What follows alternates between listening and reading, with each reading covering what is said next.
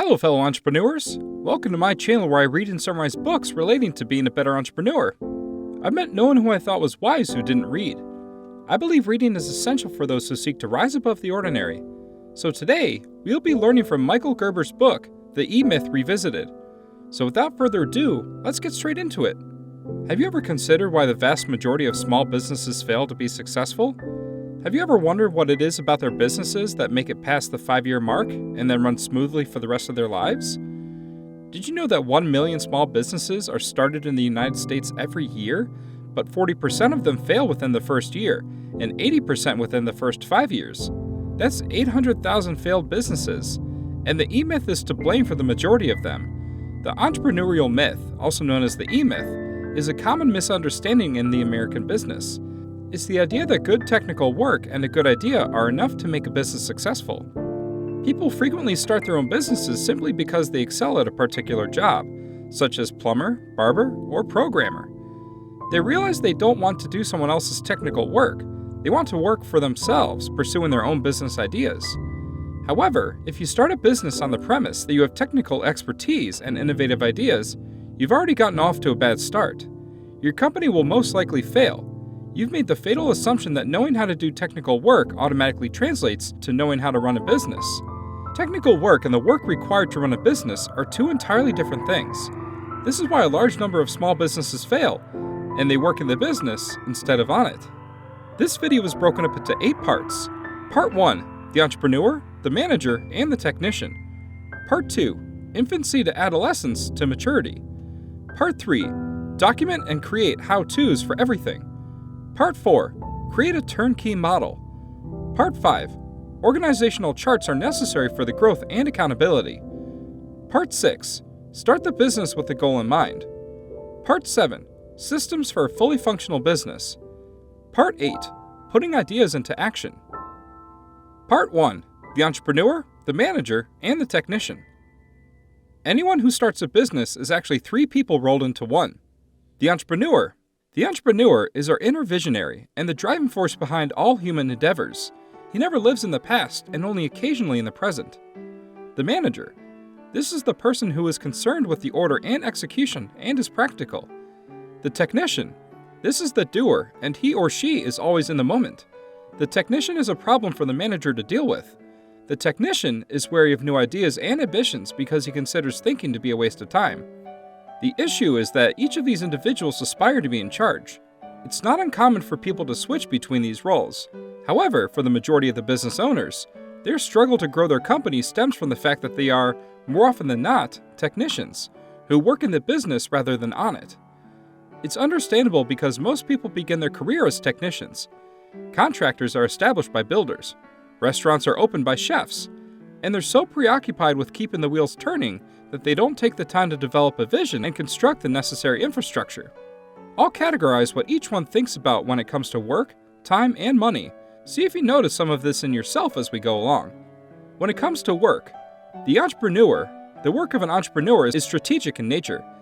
It entails daydreaming, focusing on the future, and developing a vision for the future of the company. This vision is specific in terms of what the business will do to meet the owner's wants and needs. The manager. Managerial work is both strategic and tactical, with an emphasis on the present and getting things done through others. The practical, planner, and organizer who puts the vision into action is the manager. The technician. Technical work is the business's hands-on work, such as producing and delivering a product or service. To get the job done, the technician lives in the present and relies on the guiding structure of the company's systems. When it comes to time, the entrepreneur. Every day, the entrepreneur devotes time to strategic work to ensure that the company is on track to achieve its goals. This is a critical period in the entrepreneur's life. The manager. The manager considers time in terms of personnel and production, understanding the importance of making the most of every precious moment. Managers take the company's strategic vision and plot tactical action to achieve it on a moment-by-moment basis. The manager's time is divided into 2 categories, long-term and short-term. The technician. The technician considers time to be the present moment and concentrates on what can be accomplished right now. The technician tries to finish as much as he can right now, knowing that more work equals more money. When it comes to money, the entrepreneur. The entrepreneur pays close attention to the balance sheets because he or she understands that the true value of the company is reflected in its equity. The higher the equity value, the higher the market price of the company. The entrepreneur's exit strategy, the plan to sell the business and move on, is determined by the equity value. The manager. The manager focuses on cost control and profit growth by developing a tactical growth plan that makes proper use of people and assets. They keep their finger on the pulse of current financial data so they can make quick adjustments when necessary. This tactical action connects the manager to the organization's strategic objectives. The technician. Money is viewed by the technician as compensation for completed work.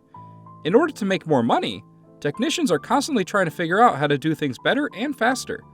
The technician's efforts provide better competitive strategies, allowing for a strong and profitable market position. Part 2. Infancy to adolescence to maturity. Businesses, just like people, need to grow. Unfortunately, what the technician wants is just a place to work outside of the control of the manager and the entrepreneur. The business suffers as a result. Gerber says that all businesses go through 3 stages. 1. Infancy. The business has just started, everything is great, and the customers are loving it.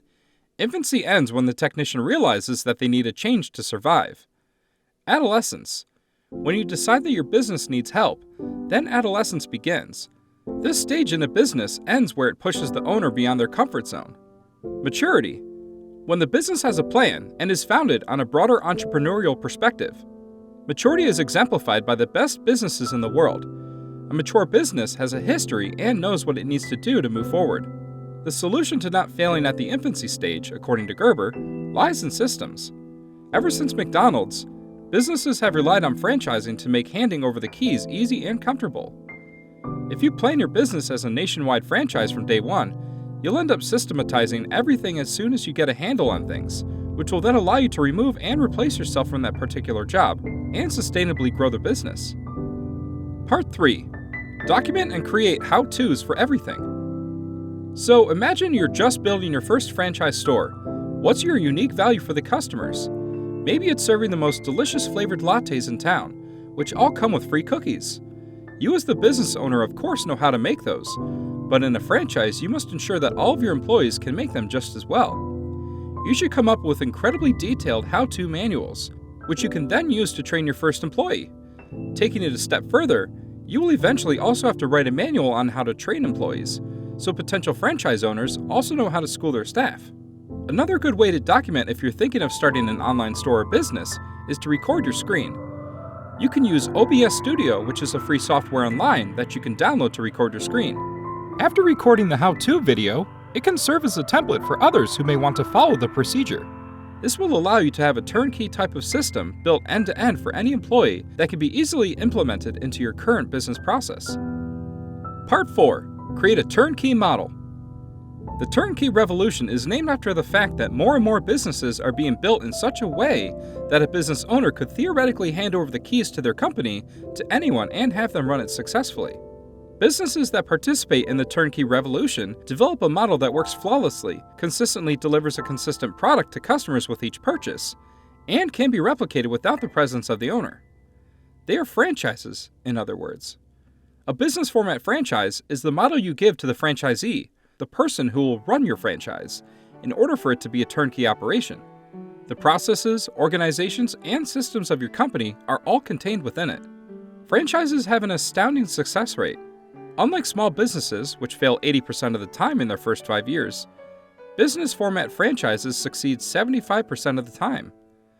Because it focuses on creating businesses that anyone would want to buy, the turnkey revolution has been a huge success. Your franchise prototype, combined with a set of detailed manuals for everything, will make sure that every customer has the same experience and make your business results reliable and predictable. If you continue to weave the idea of systems as a constant thread in your business, you'll end up with a system of systems, which seamlessly work together. In 1952, Ray Kroc began the turnkey revolution when he became obsessed with creating a hamburger stand that could produce a perfectly replicable hamburger for each customer.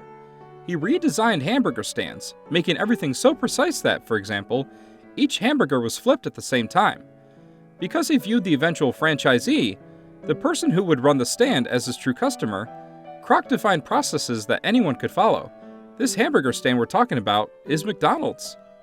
Kroc then sold McDonald's as a franchise system to tens of thousands of people. Part 5. Organizational charts are necessary for the growth and accountability. If you're like the majority of people, creating organizational charts is a chore you'd rather avoid. Isn't that dull? However, how can your company succeed without a clear understanding of everyone's responsibilities? You'll need an organizational strategy to figure out who will be responsible for what tasks in your company.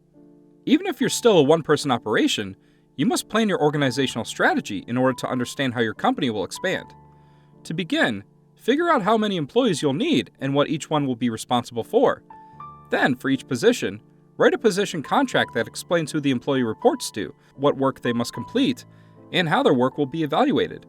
Establishing accountability is another benefit of a clear organizational strategy. Each employee will be responsible for the work that his or her position necessitates, as detailed in the position manual and contract. Each employee must also sign his or her position contract, indicating that he or she accepts responsibility for completing his or her assigned tasks. When each position is filled, and employees meet the requirements for their positions, your company will be on its way to achieving a strategic objective and primary goal. Don't rely on great people to manage your employees. Instead, rely on a great people management system. Part 6. Start the business with a goal in mind. In the first place, why did you want to start a business? Hopefully it's because you were looking for something other than a 9-to-5 job. As you build your franchise prototype, make sure that it will provide you with exactly what you want. Knowing your primary goal, or what kind of life you want to live, is the most important step in starting a business. After all, how can you know what kind of business to start if you don't know what to accomplish with it? Ask yourself, what do I care about the most? What kind of life do I want to have? What is the amount of money I need? You have to create a strategic objective once you have determined your primary goal. This is a list of goals that your company must achieve in order to help you achieve your main goal. The strategic goal can also be used to track progress, make plans, and franchise your company. It's a set of standards that should be understandable to anyone. Financial projections such as gross revenue and profit should be included. It should also explain why your company is a worthwhile investment. That is, it has a large enough market to meet your financial objectives and achieve your primary goal. It should also specify the nature of your business, including a description of your ideal customer. Part 7. Systems for a fully functional business. What will your company look like once you've mapped out your entire franchise model? From marketing to management to organizational structure, all the way back to your primary goal, it will be a complex yet simple to run interdependent series of all the systems and processes that make up the business. That's because you'll have a system strategy in which everything interacts with each other, and everything develops and changes as a result of those interactions. Your system strategy will be divided into a few categories in general. 1. You'll have hard systems, which are inanimate objects like computers and colors that make up your business. 2. Soft systems. Ideas and living things, such as yourself, will be present in your company. 3. You'll also have information systems that will tell you all the data about your company so you can figure out what's working, what isn't, and when it's time to make changes. All of these systems must work together in order to succeed. You can't work on one aspect of the company without thinking about the others. The business has no chance if the systems can't work together smoothly, and this planning and implementation process never ends. You can never rest on your laurels if you want your business to be successful. You must constantly work on your prototype, tweaking its systems, and ensuring that it's operating as efficiently as possible. The business development process is the constant tweaking, testing, and energy. Part 8. Putting ideas into action. Orchestration is the process of putting new ideas into action. It's putting your vision for how your company should operate into action with employees and customers, then watching what happens. It's a continuous process based on your innovation and quantification efforts. Innovation, quantification, and orchestration are not always in that order. They don't happen one after the other, but all at once on a regular basis. Because your company is constantly creating new innovations, orchestrating them into reality, and measuring the results, the business development process never ends. It's a method for ensuring your success of your small business. Most small businesses fail, but if you build your business from the ground up as a franchise prototype, anyone can take over the hurdles of a startup. Your chances of success will skyrocket. The trick is to work on your business rather than in it. This wraps up the summary from the book, The E-Myth Revisited by Michael Gerber. Thank you for sticking out through the very end of this video. Nothing helps out my channel more than y'all watching the entire video. These videos take a long time to make and is a labor of love. If you would like to contribute by buying me a cup of coffee, I'll leave the link below along with the link to this book. And as always, if you liked this video, please like and subscribe and watch these videos that might pique your interest. I'll see you on the next one. Until then, keep reading.